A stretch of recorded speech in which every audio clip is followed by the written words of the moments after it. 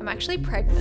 Tayla Hicks. She started competing in bodybuilding when she was just 17 years old. So I've had a really horrible experience in the first trimester. Won her pro card by the age of 20. Since then, Tayla has taken the competing world by storm. What's important is when you have a setback is just to understand that the gym isn't everything. It helps with a lot of things, but there are other aspects in life that you may need to focus on at a given time. I've not told anyone my competing plans yet. Only thing is I have to qualify for Worlds, and I'm going to do this one. Welcome back to the Comp Closet podcast. I'm super excited for today's episode because I'm here with the beautiful Tayla Hicks, who is an FMG Bikini athletic pro. She's had podium finishes on the world stage, and she's an incredible online coach. Tayla, welcome. Hi, thanks for having me. I'm very excited to be here. It's a pleasure. So let's start at the start of your journey. What made you choose bodybuilding? So my family were always very fit growing up, or always very athletic family. And my dad was a surfer. My mum was a surfer as well. And she was also a professional bodybuilder growing up. So I feel like I was kind of just like bred into fitness. And then of course, like my mum being a huge inspiration, like she inspired me tremendously to be the best version of myself and go to the gym and stuff. And then from there, I started competing. I did my first show when I was 17. And wow. I'm 23 now. Amazing. And what age did you start training? Started training when I was around 15, but I probably didn't take it as seriously as I do now. Obviously, you learn so much from the moment that you start training until, where we are now. But I just did what I could. I just started falling in love with bettering myself and just like the journey of the whole thing and getting up on stage. It was just, the whole thing about it that I loved. Yeah. Do you feel like your family kind of influenced those early choices in your life? Yeah, definitely. Not so much influenced, even just like they just pushed me to do anything and like whatever I loved. I didn't have a very easy childhood in primary school and high school with bullying and stuff like that. So they always pushed me to just do like what I loved and what made me happy. And that was bettering myself and going to the gym. And then from there, I got into bodybuilding. And do you feel like competing kind of helped you through those difficult times in your life?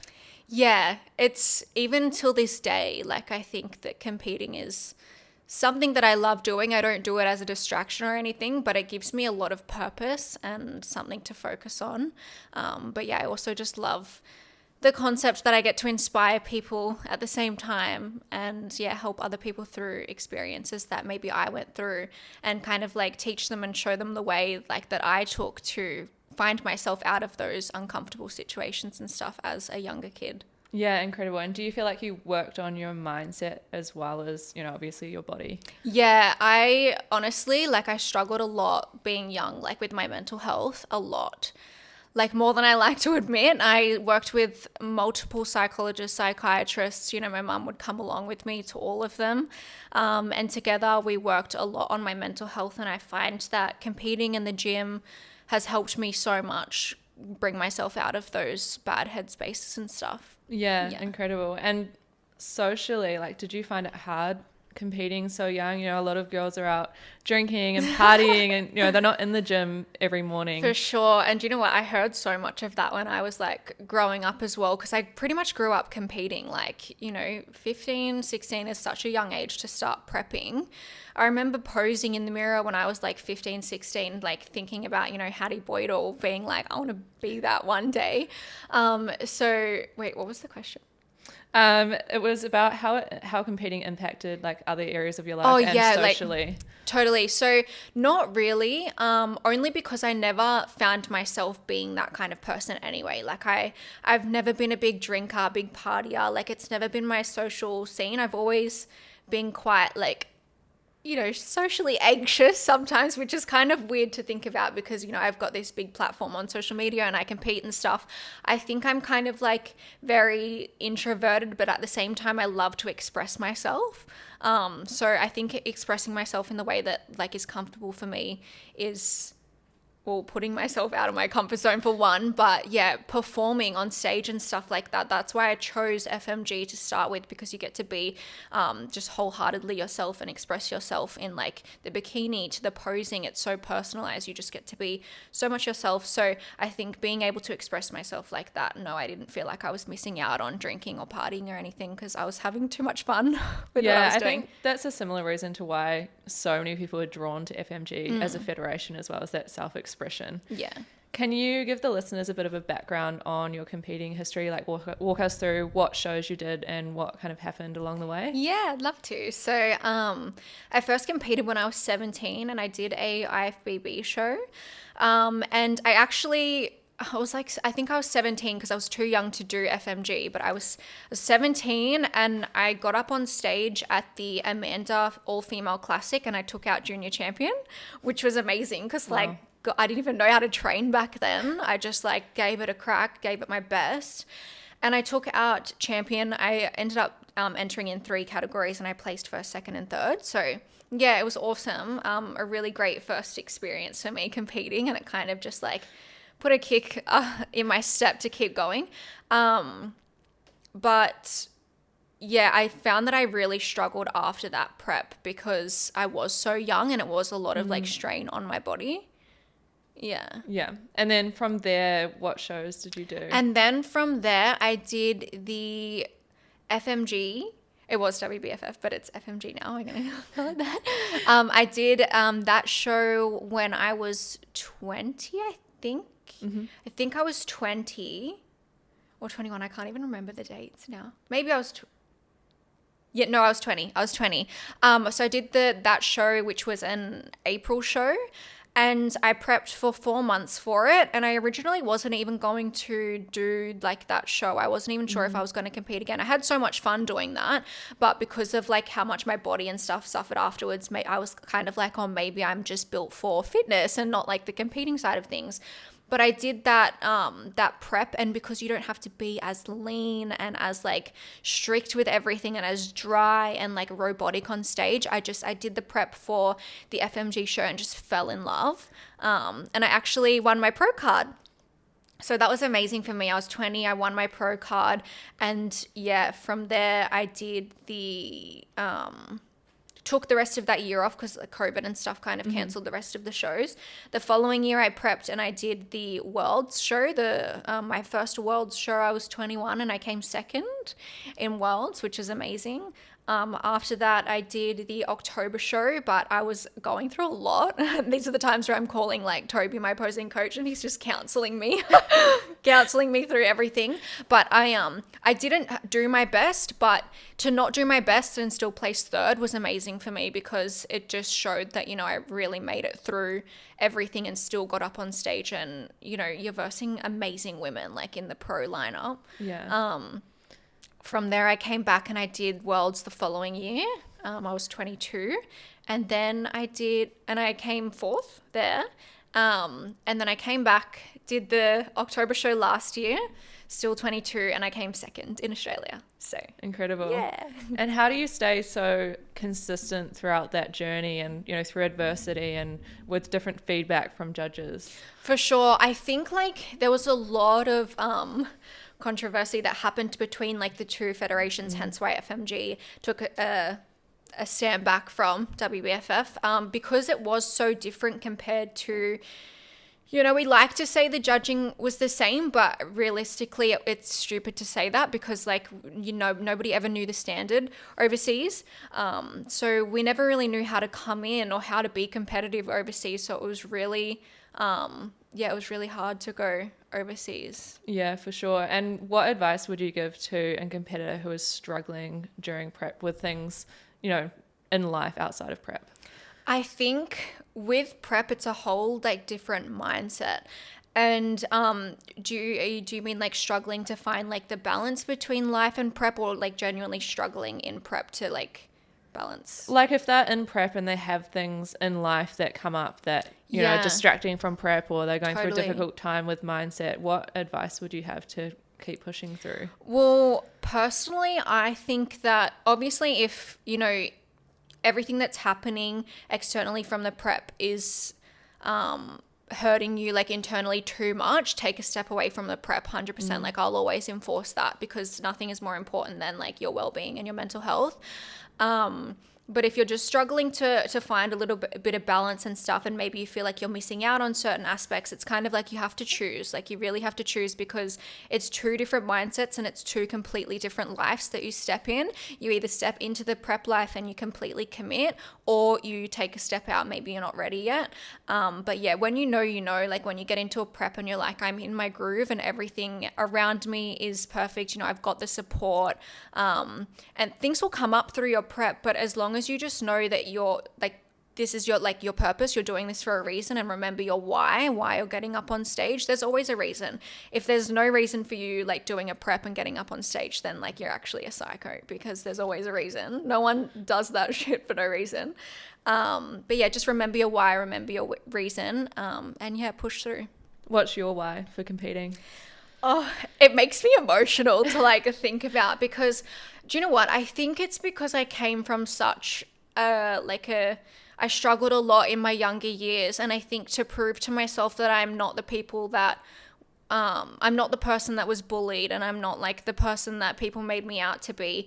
I'm like me, I'm who I want to be, and this is what I want to do. And like every single time I compete, I prove that to myself, that I can literally break through any adversity for myself. And that's so important to myself, is to always like have my own back and succeed in whatever I want to do. I think I just have a lot of respect for myself because of like what I've had to push through. And yeah, I feel like I say this to myself, like I won't let you down.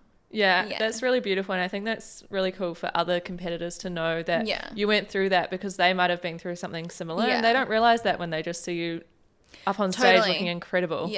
Yeah. What changed when you won your pro card?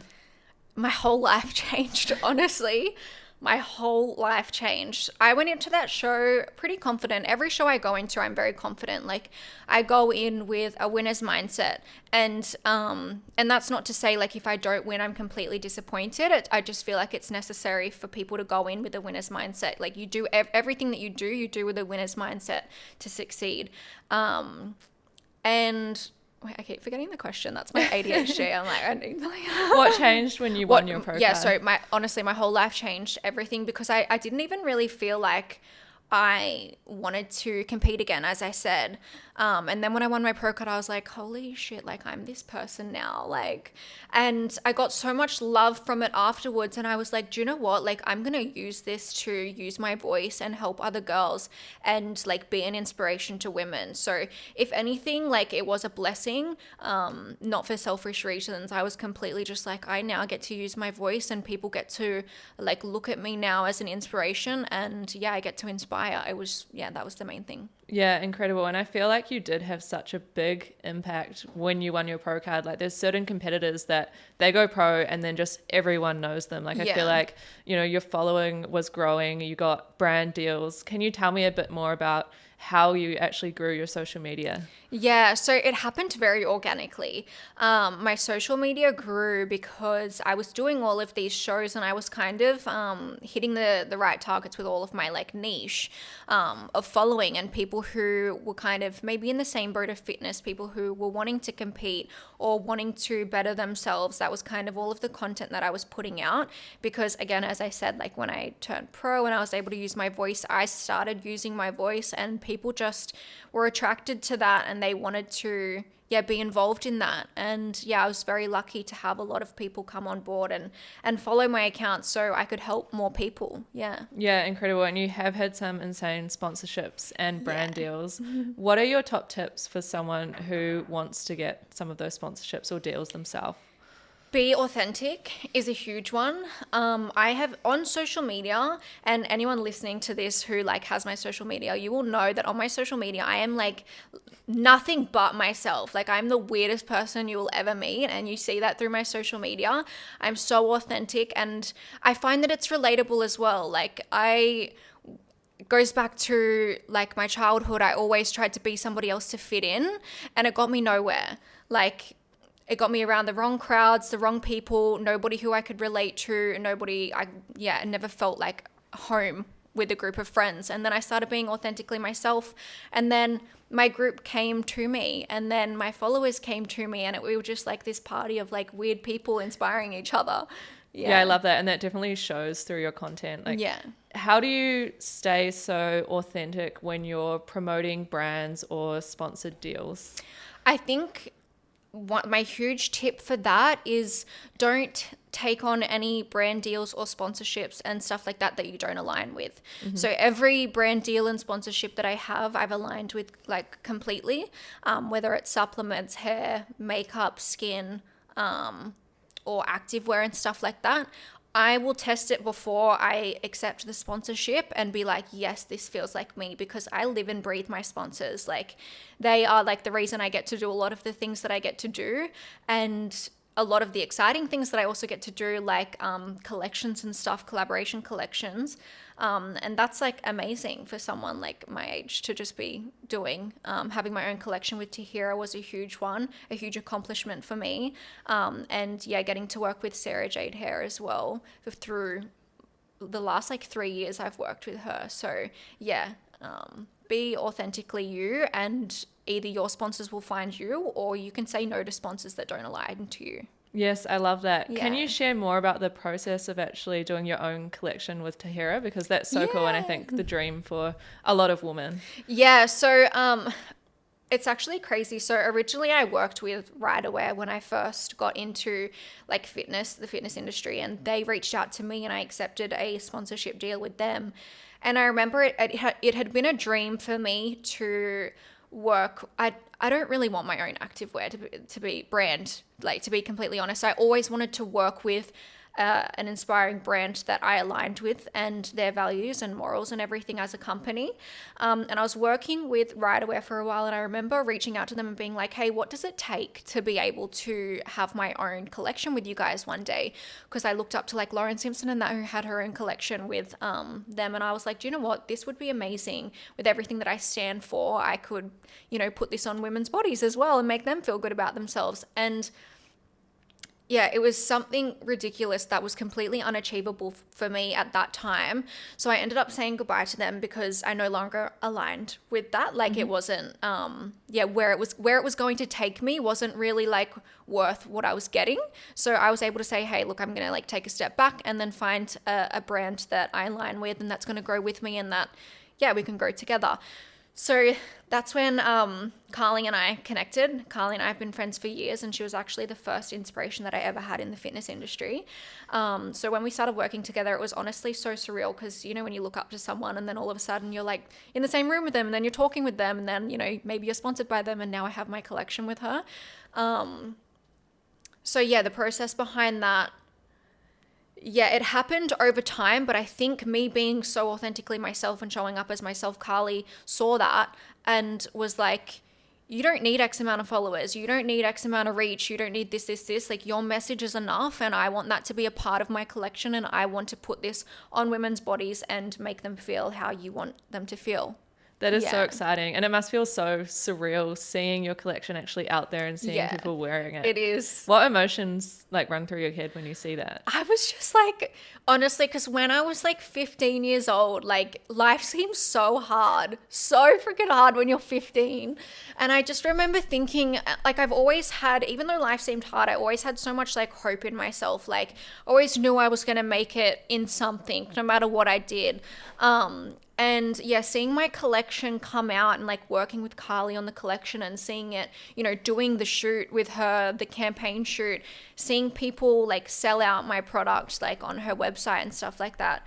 It was honestly surreal, because it just like, it was a full circle moment coming back to when I was 15, thinking like, I want to do this one day, and I'm going to do this one day. And then you're sitting there like, holy shit, I've just done that. Yeah, that's absolutely incredible. I feel like life in the sport definitely has so many highs and lows, and that's definitely a big high. Can you tell me about a setback that you've had in your journey and how you overcame that? So I have a current setback currently, which it's a surprise. I've not announced this yet, but I'm actually pregnant. Congrats! Thank you. And the pregnancy isn't the setback, by the way. I have been diagnosed with hyperemesis, so I've had a really horrible like experience in the first trimester. I've been like in and out of hospital, bed bound. Like I've, not been able to eat, drink, constant severe nausea, getting drips and having doctors come to you and all of that kind of stuff. So it's been a scary and really tough first trimester for me, and I've not trained like at all, and that's huge for me. Like you go from training from when you're 15 until you're 23 like every single week consistently, because that's just like that's the boxes you tick every week, to not training at all. And I think like what's important is when you have a setback is just to understand that the gym isn't everything. It helps with a lot of things, but there are other aspects in life that you may need to focus on at a given time, because at the end of the day, like this is your life to live. And I think, whether, there are other mums who are struggling with like first trimester sickness, you obviously have a different purpose currently to focus on. And you can go back to the gym. Like I'm sure I won't be sick forever. Like I'll be able to go back to the gym. So I think that's the main thing, is just like focusing on like your purpose for right now. For example, if someone needs to take a break due to like mental health or something, like, you need to take a break for your mental health, and that's your purpose right now to fix that. And then, going back to the gym, it's always going to be there. You can always go back to that. Yeah. Congrats. I'm so happy for you. Are there certain things that you're prioritizing to kind of keep your sanity and happiness while you can't go to the gym? Yeah, I think it's quality time. Like, as much as I can, getting quality time with my partner, getting quality time with friends and stuff like that. And then also just catching up with the girls in like the fitness industry and stuff like that, not being a stranger. I think, networking is a huge thing. So I'm able to use my social media for that and like reach out to girls and just chat and, still inspire and still help young women. And women of all ages, in fact, just like be the best version of themselves. I've still been able to type and do my check-ins and work and stuff, which has been amazing. So I think I'm still fulfilling my purpose. I just haven't been able to go to the gym, but I'm still fulfilling a purpose. Yeah, well, that's a very exciting next chapter for you. Thank you. Where does that leave you with, like, what are your plans for competing? Do you know what you'll do? I've not told anyone my competing plans yet, and I know this won't be out straight away, but I'm going to aim for next year, late next year. Only thing is I have to qualify for Worlds, so I'm not too sure what show I'm going to be able to bring it in for like soon enough, because I want to be able to. I'm doing athletic like next, like this is I'm now an athletic pro, so I'm gonna have to train because I've had a couple of months off. I'll get back into it, and then hopefully next year, if not the following year, maybe a mid show the following year. Yeah, that's very exciting, and there's so many cool overseas shows to choose from as well, so exactly. I'm sure you'll be able to get your qualification for Worlds. 100%. How do you feel when people say you're their motivation? Because I know at the start of this year, I was seeing everyone posting their vision boards and things, and you were just popping up everywhere on people's vision boards. So like, how does that feel to you? It feels surreal because, like, again, I'm like, holy shit, like, that's me. Like, people look up to me, my voice is being heard. I'm able to help people and inspire people. And people are looking up to me and looking up to my hard work. And I think, like, most importantly is, like, when people hear my journey or understand like my journey fully, they can like take a step back and be like, do you know what, if she can do it, I can do it as well. And having me on their vision board, I think it just it portrays that they're channeling that energy that, if she can do it through all adversities, then so can I. So I absolutely love that. And it's says something about how far you've come and what you've achieved to get to the point where so many people look up to you as an inspiration, which is super cool. Yeah, it's surreal. So going back to FMG, they've introduced the new bikini athletic category, and as you've said, you're a bikini athletic pro. How do you feel about this new category? I love it. I'm obsessed with it because I obviously, when I was 20 and I competed in bikini, and I've obviously competed in bikini up until now, I just kept growing. Like I kept getting harder, and I kept growing my body parts. I ended up stop training quads completely because my cuts in my quads were too full on.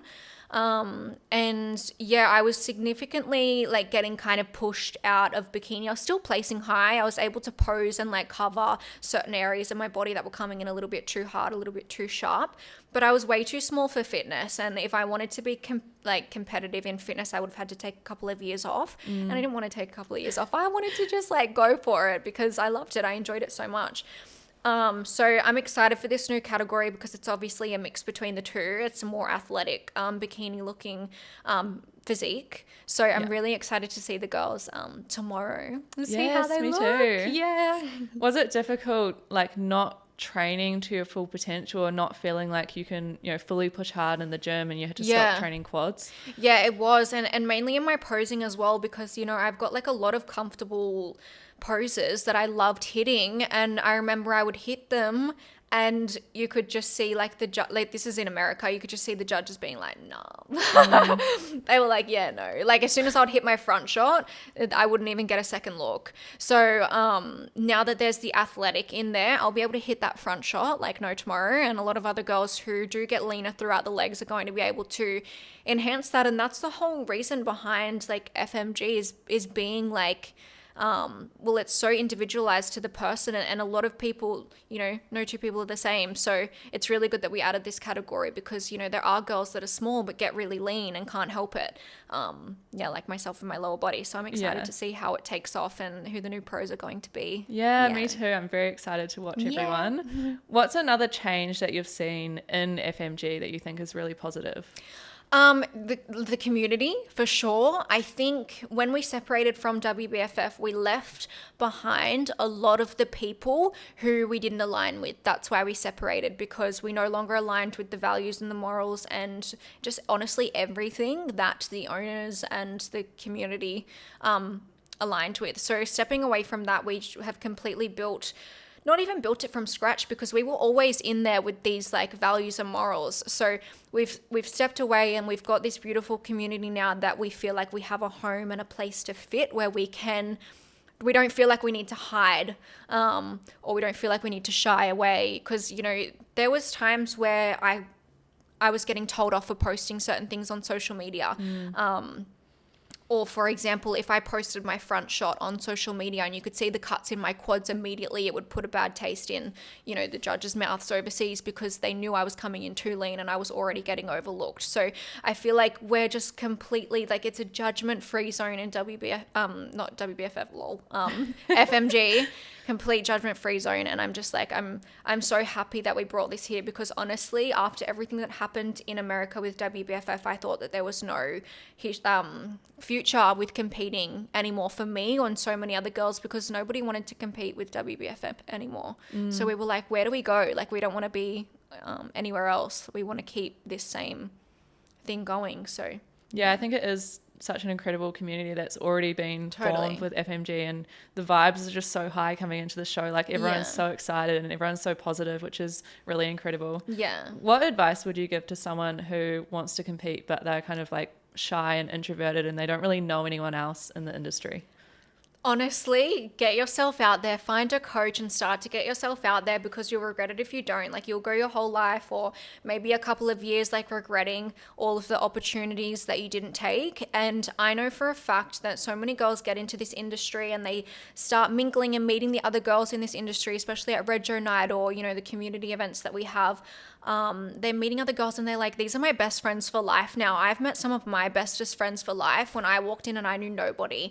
So I just started reaching out to girls. Before the shows, I was reaching out to a couple of competitors, and I'd be like, hey, I'm up in the Gold Coast, like, can we catch up and train? And just networking and stuff like that, and meeting one person at a time if you have to. I think it's huge competing, because you are completely out of your comfort zone for someone who's extremely introverted. But if it is your passion that's deep down inside of you, then I say absolutely go for it. Don't hold back. I think it definitely helps bring people together as well, even if you are shy or introverted, because you have the same goal that you're both aligned to, and you're going through the same kind of experiences with prep, which is really cool. All support each other. It's amazing. It's an amazing community. Yeah, exactly. Yeah. So we do have a couple of questions from the question box on Instagram. Oh, I didn't even know you did that. Yeah. Okay. What do you crave during prep? Honestly, I don't have too many cravings during prep. I just crave more of what I'm eating. Like, I think when you're so tunnel visioned and in the right mindset during prep, you're just so focused that food is fuel. And I'm just craving more of what I'm eating, like more peanut butter oats or like more rice, more carbs, more bagels, more butter. Like, yeah, so I wouldn't say anything in specific. I'm pretty boring. Like, I keep my meals very, very boring. But yeah, I just crave more. Yeah, I'm the same actually. The thing I always crave during prep is like a giant bowl of oats. Like I'll be eating my little 30 grams of oats and I'm like, I want 100 grams. And you make it thicker so it takes you forever to eat. Yeah, and get the teaspoon out. Yeah, the teaspoon, the baby spoon. I've got like a collection of baby spoons. Oh, that's so good. It helps. And last question, what's your best tip for training?